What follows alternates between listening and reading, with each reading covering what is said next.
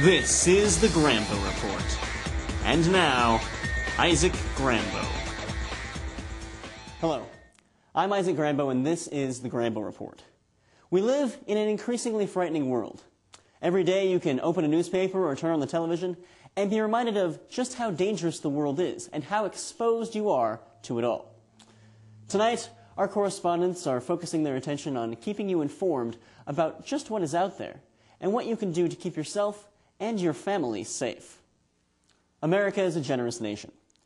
From the beginning, we've opened our doors to the less fortunate. For centuries, charities have put to use the goodwill of people to help those who need it. It takes a certain breed of criminal to prey on the kindness of the human heart in order to satiate his own greed. Our correspondent Kate Bowen has the story.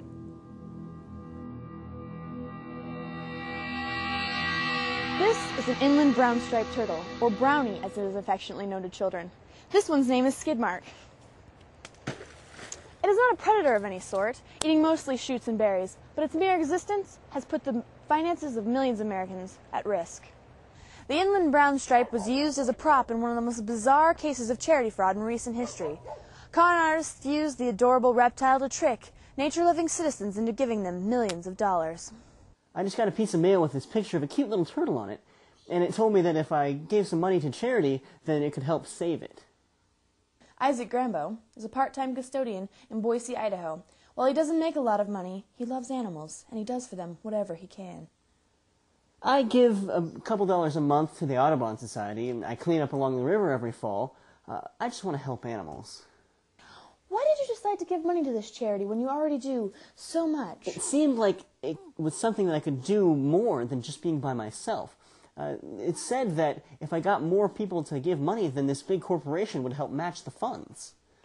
That big corporation was Amphibious International. Amphibious International does not exist.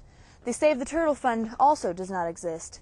Not only was Isaac Grambo giving his money to con men, but he was unknowingly convincing others to do the same.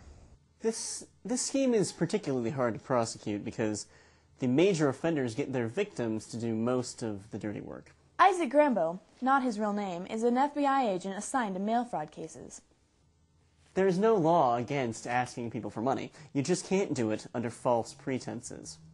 Knowingly or not, Isaac Grambo was going door to door, asking for money under false pretenses. The problem for Amphibious International? He was just too good at it. I had bake sales, car washes, $50 a plate dinners at the local Y, all kinds of events to make money. I got a lot of publicity on TV, and I even got the governor to do a voiceover on a radio commercial. All this success and publicity got Isaac noticed by the FBI, and he became the target of a major investigation. Once we saw the Tommy the Turtle ad, we knew something fishy was going on. Part-time teenagers just don't dress up like turtles on TV. After months of surveillance on Isaac Grambo, the FBI realized that he wasn't sending money to his own offshore account, but to someone else's offshore account. They only realized this, however, after a very violent and very publicized raid on his home. In interrogation, it was clear that Mr. Grambo had no idea he was doing anything wrong, and that he loves animals very much. Well, the FBI went on to track down the criminals at Amphibious International, who turned out to be two graphic design majors at Boise State University. The damage had been done to those who had given the money, and more to the reputation of Isaac Grambo.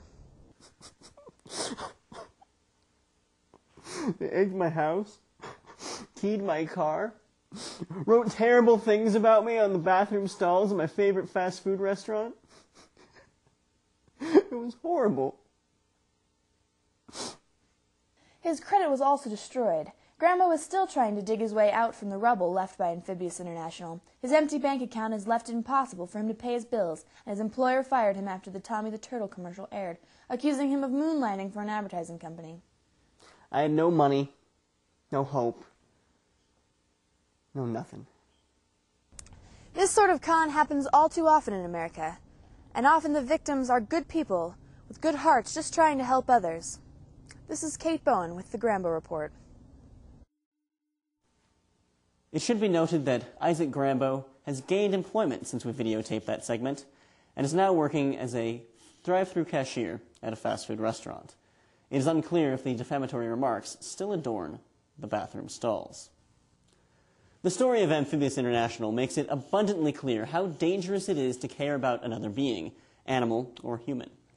Here are some tips on how you can avoid mail fraud and protect your money. When giving to charity, make sure it is a reputable one. There are websites available to check up on these, such as CharityWatch.org. Once you have a charity checked out, try to stick to giving to just one charity. This way, you know where your money is going and can easily check up if there is any suspicion. Leave the house as little as possible. You never know when you may be approached by a band of roving con men. Cancel all your mail. Junk mail can be too tempting for the pure at heart, especially when it preys on the concern for the needy. If you must go out, wear clothes that are outdated and headphones that aren't hooked up to anything. Criminals rarely try to con crazy people.